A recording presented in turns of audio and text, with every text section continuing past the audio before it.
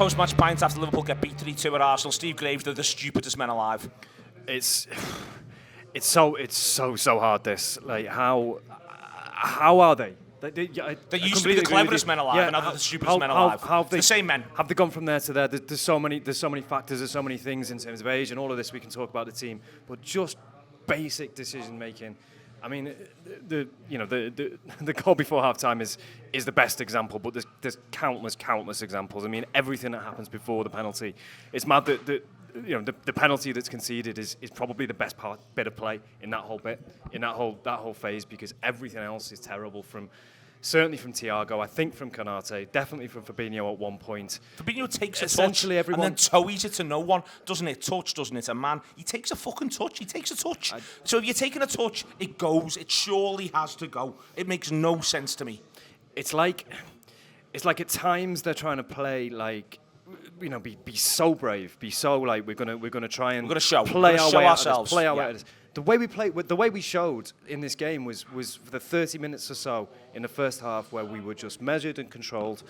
We weren't all over Arsenal. We weren't creating chance after chance after chance, but we were the better side, and we score a goal that's the product of being the better side, and we look like we might get another one potentially. And then we throw all of that hard work away on the stroke of half time. But that doesn't mean we have to then be absolutely terrible in the second half and have one shot. It doesn't. That doesn't have to follow. I was just saying, Josh, like we're getting things that you want. At the start of this game, you'd have gone a Nunez goal. That'd be brilliant. That'll get us going.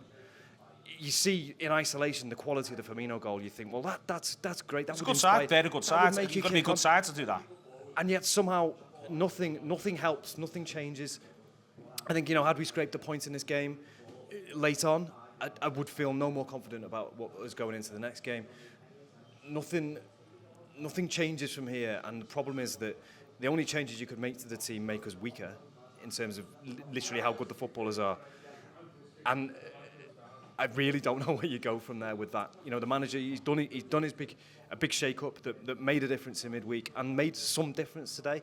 You could see bits of how it works. You can also see bits of the downsides, and Liverpool are just so not switched on to any of the downsides. The encouragement aspect for me, Jonathan, where I keep coming back to is encouragement.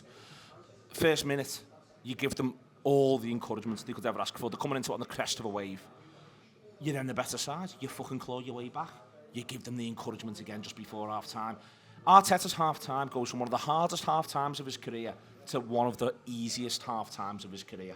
He literally flits there and then second half they couldn't offer them any more encouragement. That ends with the 45 seconds where Liverpool might have just said, here's an open invitation to find a way to kick it into our goal. Yeah. That's how it goes. Encouragement at every turn for a really good side. Yeah, I think the ease that you mentioned about Arteta's team talk is right there. Liverpool look like an easy team to play against at the moment. They don't look like they've got any. They don't look like they carry much threat going forward. They don't look like they carry much threat defensively. The first half is it almost feels like textbook Liverpool where Arsenal get the early goal, but does it almost come too early because Liverpool are going to snatch this hope away from them now? But then this Liverpool, this season's Liverpool, just conspire to find a way to shoot themselves in the foot. To when it's a 3-on-3, have one of their players overcommit to one man to then leave a 2-on-1. It's absolutely indefensible. And people have tried to defend Trent all season. Me being one of them, by the way. I've gone out on a limb to try and defend Trent Alexander-Arnold. That right there is indefensible. You mentioned about them being the stupidest men alive. That extends to the manager as well. The subs throughout the game just make Liverpool a worse and worse and a less threatening team. And we absolutely gave that one away today. There's no doubt about it. Arsenal are a great side. They're clearly improved season upon season, but Liverpool have absolutely gifted them 3 points today. I'll come back to you on it first and foremost, Josh. To conspire to do all that in the first minute, when the job is just keep it fucking simple, keep it away from our goal, and go from there, it's staggering. And then to end the half like that, there's so many things that are wrong in the build-up to that. One is literally, do you have to send everyone up? Number one. Number two, if you then take that free kick that way, it doesn't go to the edge of the box. Your worst-case scenario is a goal kick, or their goalkeeper falling on it because he doesn't want to take any chances.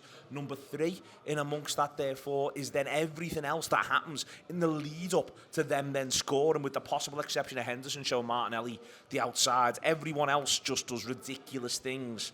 And then you just end up in the second half, I'm about to say not able to land a glove on them, but we were because we fucking score. And that's this is why they drive you so mad, is that they're just left at the minute.